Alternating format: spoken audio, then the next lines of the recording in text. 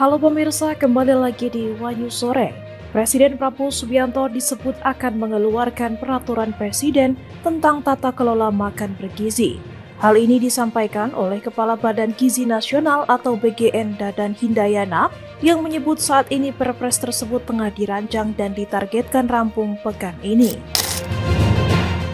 Informasi lainnya pemirsa, kru serta riders MotoGP seri Mandalika sudah mulai berdatangan melalui Bandara Internasional Lombok. Kedatangan para riders ini mendapat sambutan hangat dari warga Pulau Lombok.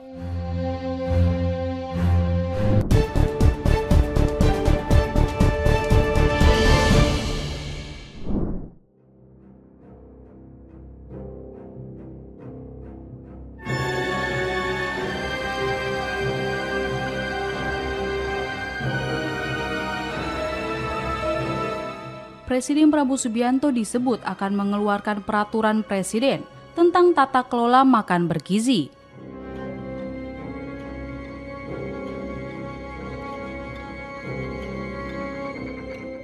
Hal ini disampaikan oleh Kepala Badan Gizi Nasional Dadan Hindayana yang menyebut saat ini Perpres tersebut tengah dirancang dan ditargetkan rampung pekan ini.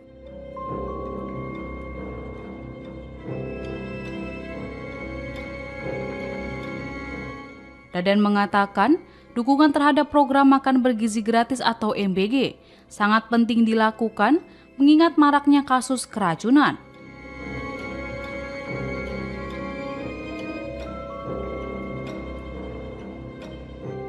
Ia menyebut pelaksanaan program ini bukan hanya soal keamanan makanan, sanitasi, dan kebersihan.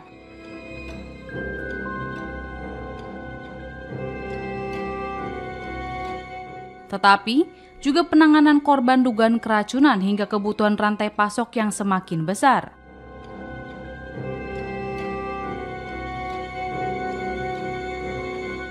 Dadan menjelaskan setelah Perpres tersebut terbit, ia bersama dengan lintas kementerian akan bekerja lebih erat lagi satu sama lain.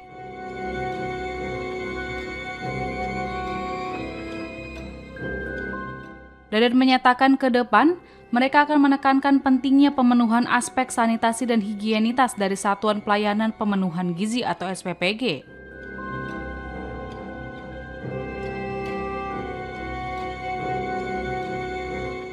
Badan Gizi mencatat ada 6.517 orang penerima manfaat MBG yang mengalami keracunan.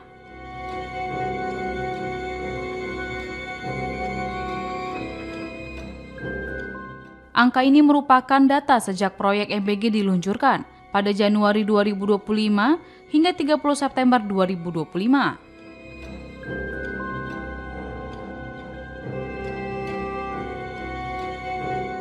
Lalu temuan kasus keracunan meningkat pada 2 bulan terakhir, di mana paling banyak terjadi di Pulau Jawa dengan total 45 kasus.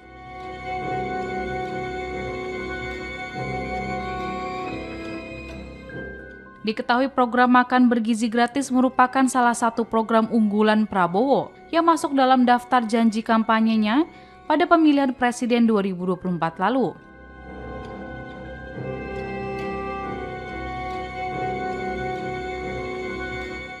Prabowo menargetkan program ini menjangkau 82,9 juta penerima manfaat yang terdiri dari anak sekolah, ibu hamil, ibu menyusui, dan balita.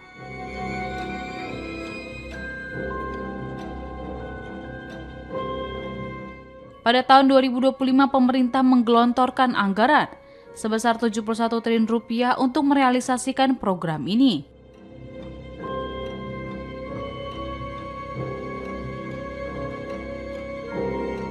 Hingga 1 Oktober 2025, program MBG telah menjangkau hampir 30 juta penerima manfaat dengan serapan anggaran sebesar 21 triliun rupiah.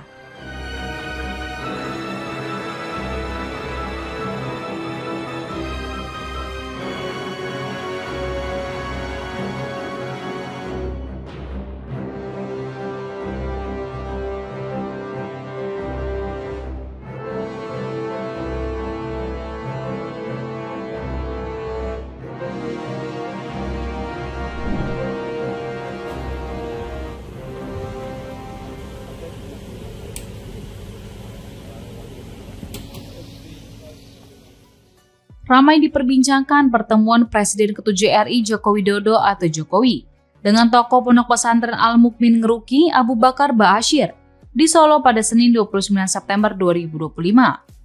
Sejumlah kalangan menilai pertemuan yang berlangsung 1 jam itu tidak wajar dan kemungkinan besar sudah diatur pihak tertentu. Pasalnya, Abu Bakar Ba'asyir tak pernah bersinggungan dengan politik.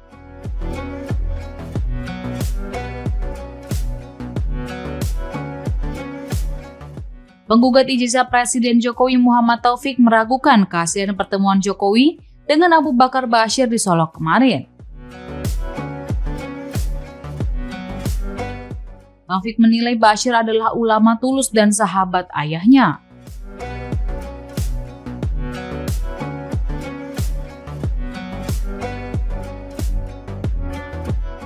Namun ia menduga ada pihak tertentu yang mengatur pertemuan tersebut.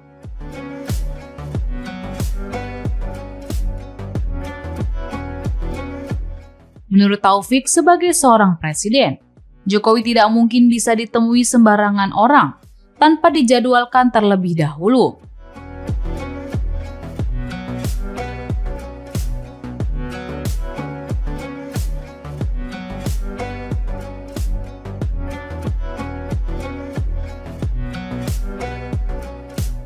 Hal ini dikarenakan Jokowi memiliki protokoler kepresidenan yang melekat hingga saat ini.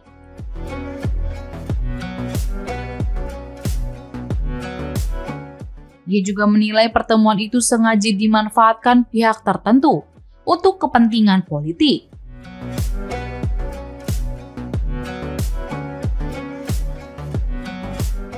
Menurut Taufik, Ba'asyir seharusnya menasihati Jaksa Agung dan Kapolri agar benar, bukan menjadikan Jokowi seolah pembela Islam. Diberitakan sebelumnya, Jokowi menerima kunjungan tokoh Pondok Pesantren Al-Mukmin Ngeruki Abu Bakar Ba'asyir di kediamannya di Solo.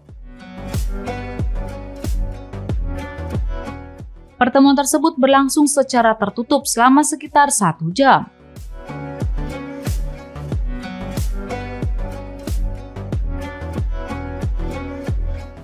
Ini merupakan pertemuan pertama mereka setelah Ba'asyir bebas pada tahun 2019 lalu atas pertimbangan kemanusiaan.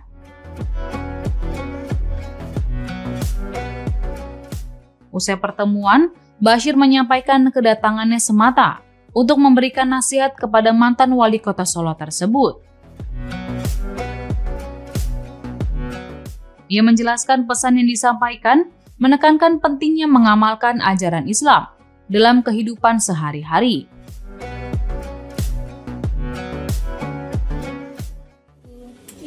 Sedikit terkait saya hanya menasehati.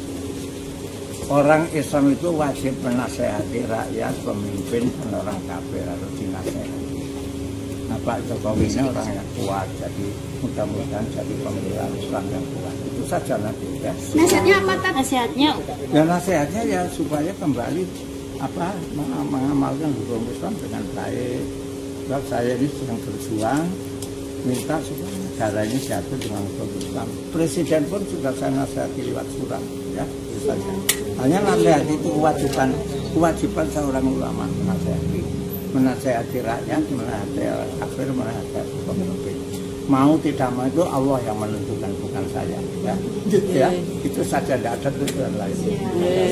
Terima kasih Ustaz. Assalamualaikum. Waalaikumsalam.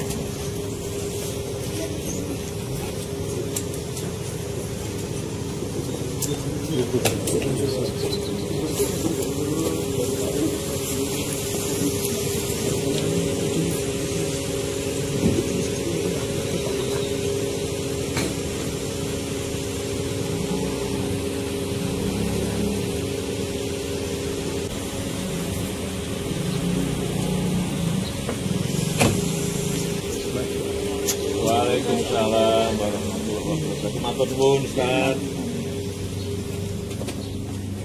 Apa?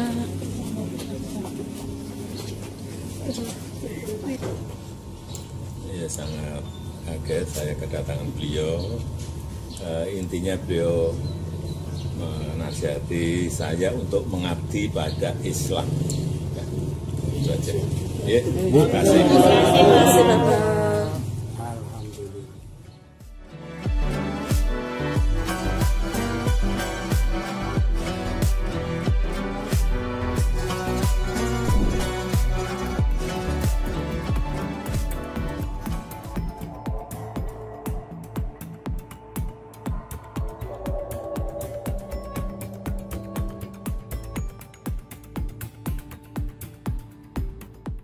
Wakil Ketua Komisi Pemberantasan Korupsi atau KPK, Johanis Tanak menyatakan bahwa KPK akan menghadirkan Gubernur Sumatera Utara Bobi Nasution pada persidangan kasus korupsi proyek jalan di Dinas PUPR Sumut.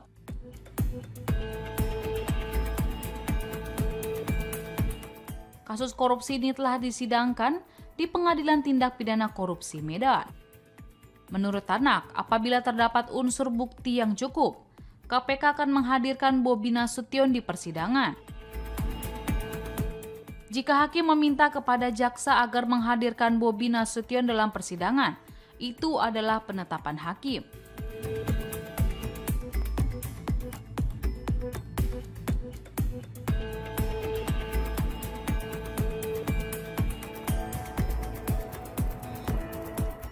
Ia menjelaskan kewenangan memanggil seseorang sebagai saksi sepenuhnya ada pada majelis hakim. KPK, kata Tanak, hanya akan menjalankan perintah yang ditetapkan dalam persidangan.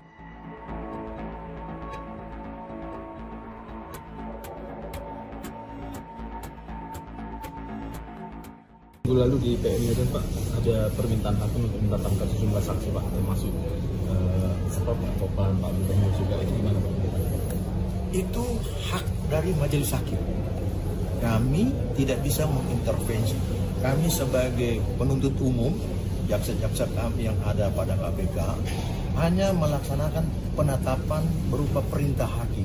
Kalau diperintahkan untuk memanggil si A, si B, si C, itu menurut hakim dia masih perlu adanya keterangan untuk memperkuat apakah perbuatan terdakwa yang didakwa ini bisa memenuhi perbuatan tindak pidana sebagaimana yang dimaksud yang diatur dalam undang-undang tindak pidana yang diancam, apakah memenuhi unsur tindak pidana atau tidak, apakah cukup alat bukti atau tidak.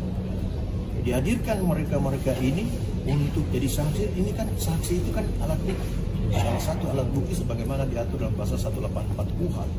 Hakim memandang saya masih memerlukan alat bukti ini berupa keterangan saksi. Nah, tergantung hakim. Kami sebagai penuntut umum hanya bisa memanggil apa yang diperintahkan hakim. Karena salah satu tugas KPK adalah melaksanakan putusan dan melaksanakan penetapan hakim.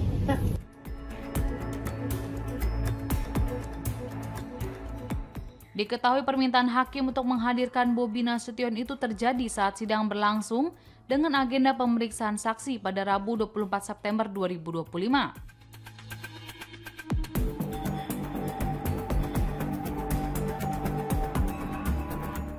Saksi yang diperiksa adalah Andi Junaidi Lubis, petugas keamanan kantor unit pelaksana teknis Gunung Tua Dinas PUPR Provinsi Sumut.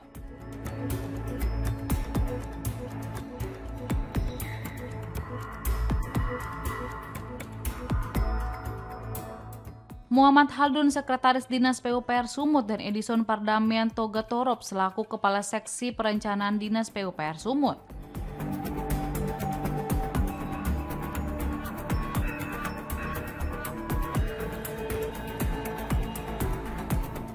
Haldun mengakui anggaran untuk 2 proyek jalan yang menjadi objek korupsi yakni ruas Sipyonggot dengan batas Labuhan Batu dan Sipyonggot hingga Hutaim Baru.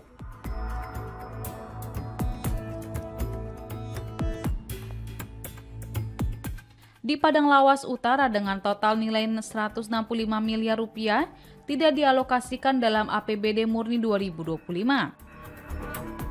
Anggaran itu justru muncul dari pergeseran dana sejumlah dinas yang dilegalkan melalui Pergub.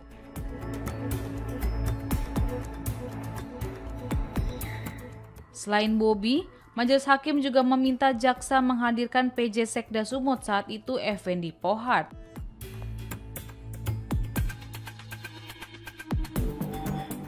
untuk dimintai keterangan mengenai dasar hukum Pergub yang disebut telah diubah hingga 6 kali.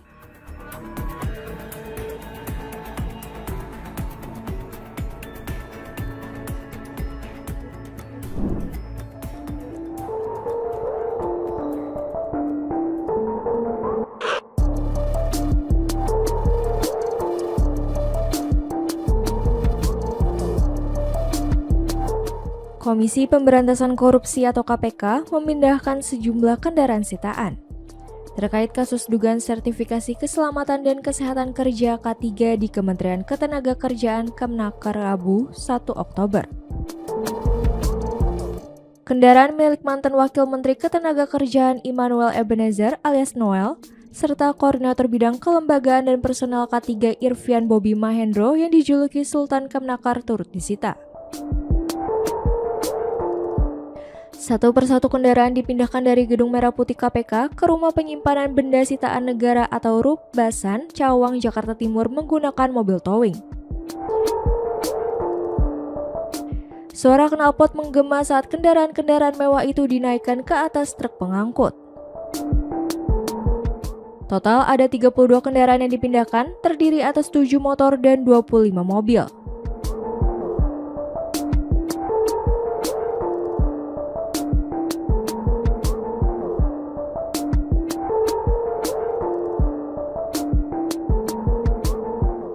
Di antaranya, motor Ducati Scrambler Night Shift milik Noel, serta Nissan GT-R hingga Ducati X Diavo milik Irvian Bobi. Kasus ini terbongkar operasi tangkap tangan atau OTT KPK pada 20 Agustus lalu. Dalam OTT itu, KPK mengamankan 14 orang dan 11 diantaranya telah ditetapkan sebagai tersangka termasuk Noel.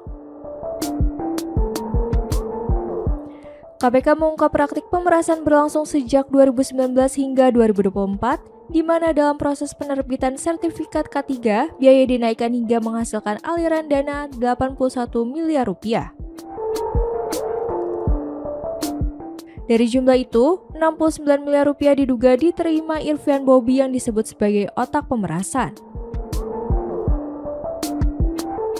Sementara Noel diduga menerima jatah 3 miliar rupiah serta 1 unit motor Ducati Scrambler pada Desember 2024, 2 bulan setelah dilantik sebagai Wamenaker.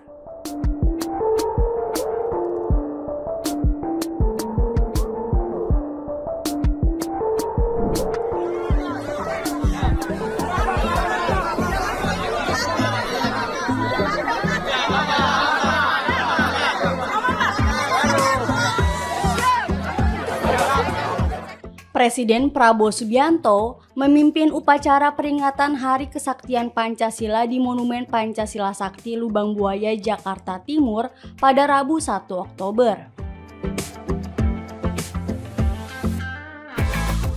Usai acara peringatan Hari Kesaktian Pancasila, Presiden Prabowo menghampiri pelajar yang mengikuti upacara di Monumen Pancasila Sakti.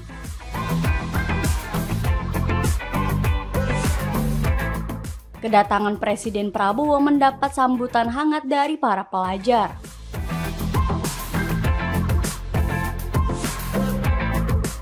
Para pelajar dengan antusias menyapa dan bersalaman langsung dengan Presiden Prabowo.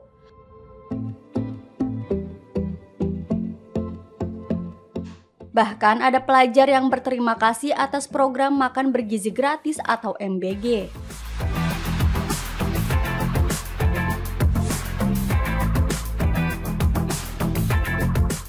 Dalam kesempatan itu, Presiden Prabowo berpesan kepada para pelajar untuk terus belajar.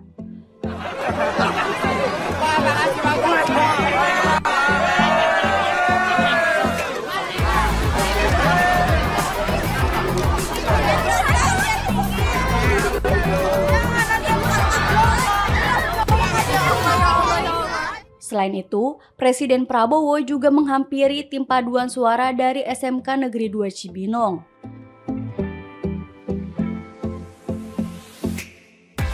Presiden Prabowo kemudian menyalami beberapa dari mereka dan berfoto bersama.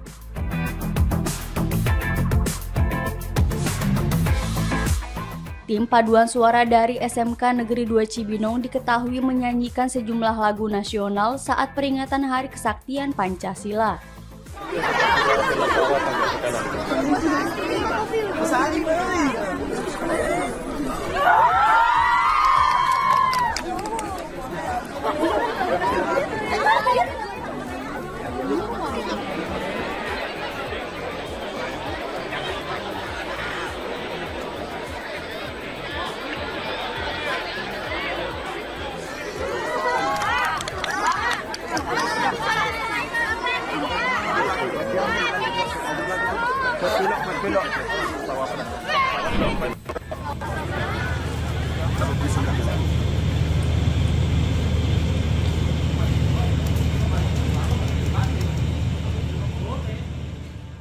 Tentara Nasional Indonesia Angkatan Laut atau TNI AL kini semakin diperkuat.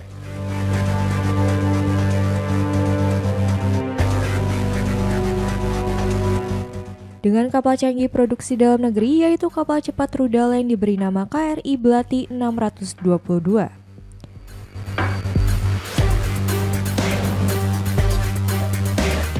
Inilah KRI Belati 622 yang berada di Pelabuhan Pantai Mutiara, Pluit Penjaringan, Jakarta Utara, Rabu 1 Oktober siang. Kapal perang ini dilengkapi berbagai jenis persenjataan seperti meriam,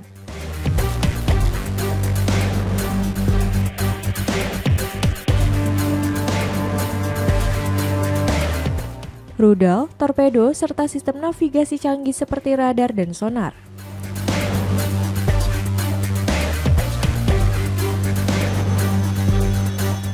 Nama Belati diambil dari belati Papua atau pisau tulang kasuari.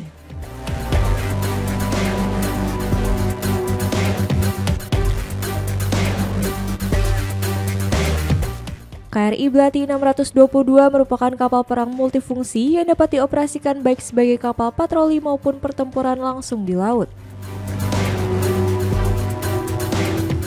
Kapal ini terbuat dari material marine aluminium dan didesain dengan konsep hybrid mechanical propulsion system.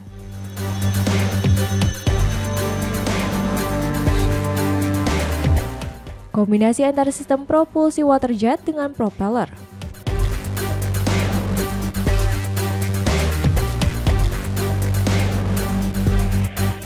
Sehingga memungkinkan kapal melaju dengan kecepatan tinggi, bermanuver lincah, serta hemat bahan bakar.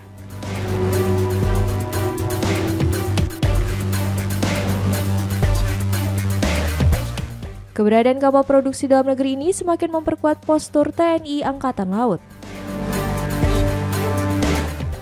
Hari ini kita baru saja selesai melaksanakan acara ship naming atau pemberian nama kepada salah satu kapal cepat rudal yang akan dimiliki TNI Angkatan Laut dalam waktu dekat, yaitu dengan nama KRI Belati 622, nomor lambungnya 622. Semuanya menyaksikan pemberian nama dan rencana nanti kapal ini akan diselesaikan delivery time-nya pada akhir Oktober. Mudah-mudahan pada akhir Oktober ini bisa selesai dan kemudian nanti akan ditugaskan untuk memperkuat jajaran Koarmada 3 ya, sebagai kapal cepat rudal. Nah, kemudian kapal ini diselesaikan dalam waktu 34 bulan ya Pak ya. Persenjataannya kita bersama dengan Aselsan, Roketsan, dan Havelsan dari Turki. Jadi kapal ini betul-betul hemat bahan bakar karena dengan teknologi hybrid ya, dia bisa beroperasi dengan waktu yang cukup lama dan dia menggunakan biodiesel, bisa menggunakan biodiesel sehingga ramah lingkungan. Dan ini bisa dioperasikan di mana saja di seluruh wilayah Indonesia. Tapi nanti tugas utamanya adalah di jajaran Koarmada 3, berarti di Indonesia bagian timur, ya. Itu ditamakan karena Indonesia bagian timur ini kan armadanya baru, kapal-kapalnya juga tidak sebanyak di dua armada yang ke-1 dan ke-2. Nah, sekarang kita mulai melengkapi Koarmada 3 dengan kapal-kapal baru. Kemudian untuk pada saat sailing pass nanti, ini mungkin kapal ini juga akan ikut sailing pass sebelum dia ditugaskan ke Koarmada 3. di armada di wilayah-wilayah lain tidak akan terganggu unsur-unsur patrolinya dengan adanya sailing pass, karena sekarang kan Lantama sudah berubah menjadi Koda Eral. Nah, Koda Eral itu mempunyai kapal-kapal patroli sendiri. Jadi dia akan tetap melaksanakan patroli sepanjang tahun tanpa mengganggu acara-acara protokoler dan seremonial. Yang soal target KCR, target KCR berapa tahun ke depan? Kalau bisa sebanyak-banyaknya, terutama di perairan-perairan yang perairan-perairan sempit ya, maka kapal KCR ini sangat efektif ya. Jadi kita membutuhkan untuk mengganti 4 KCR yang lama, kita juga masih butuh 4 lagi yang baru, dan 2 lagi sedang dibangun di Turki. Ada 2 kapal 4 rudal yang sedang dibangun di Turki ya, dan kita akan kerjasama yang baik dengan Angkatan Laut Turki maupun industri pertahanan yang ada di Turki untuk memajukan industri dalam negeri, terutama di bidang pertahanan. Warahmatullahi wabarakatuh. Salam, Om Santi Sansatyo. Terima kasih. Pembangunan KRI Belati 622 menjadi salah satu bukti nyata upaya TNI Angkatan Laut memperkuat postur pertahanan laut.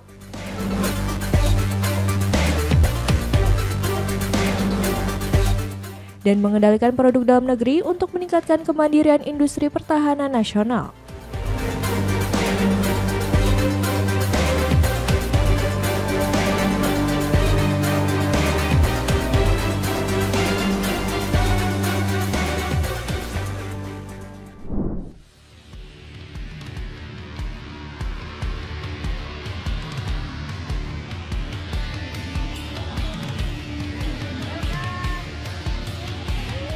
Para rider, kru termasuk logistik ajang MotoGP Indonesia di sirkuit Mandalika Lombok, Nusa Tenggara Barat mulai berdatangan melalui Bandara Internasional Lombok.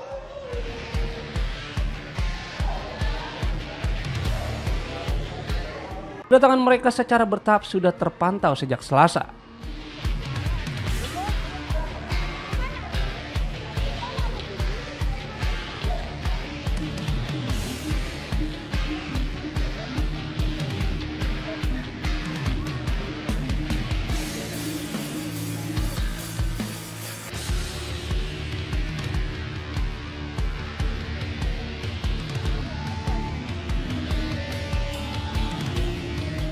Para rider dan kru penumpang pesawat Garuda Indonesia yang dicarter langsung dari Narita, Jepang, sekaligus membawa logistik usai gelaran MotoGP di sirkuit Motegi, Jepang.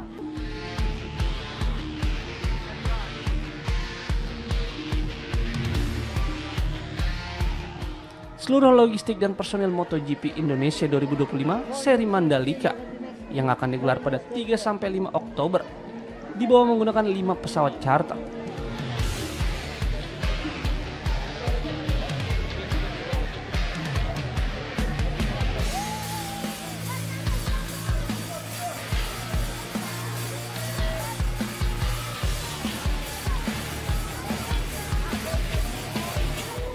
Kedatangan para riders serta kru disambut hangat oleh para pelajar Lombok dengan membawa bendera merah putih dan iringan musik tradisional di area kedatangan internasional.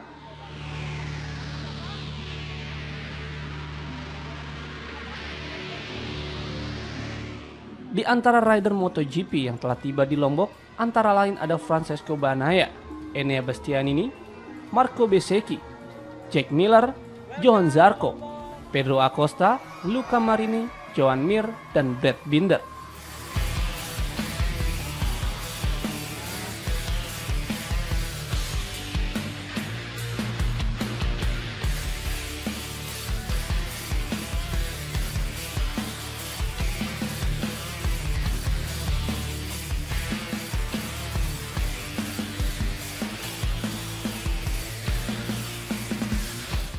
Selain itu, rider dari kelas Moto2 dan Moto3 seperti Arbolino, Sergio Garcia, Izan Guevara, Jack Dixon, dan Darren Binder juga turut tiba di waktu yang hampir bersamaan.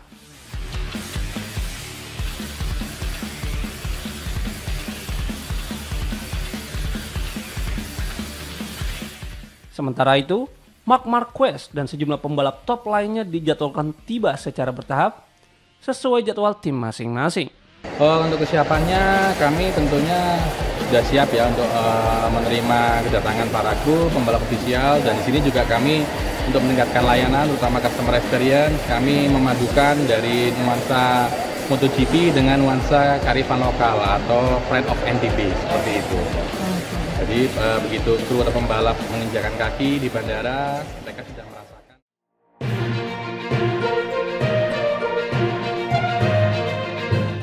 Demikian informasi yang dapat kami sampaikan pemirsa. Terima kasih telah bergabung bersama kami. Sampai jumpa di One News Sore berikutnya setiap hari pukul 7 malam hanya di kanal YouTube TV One News.com.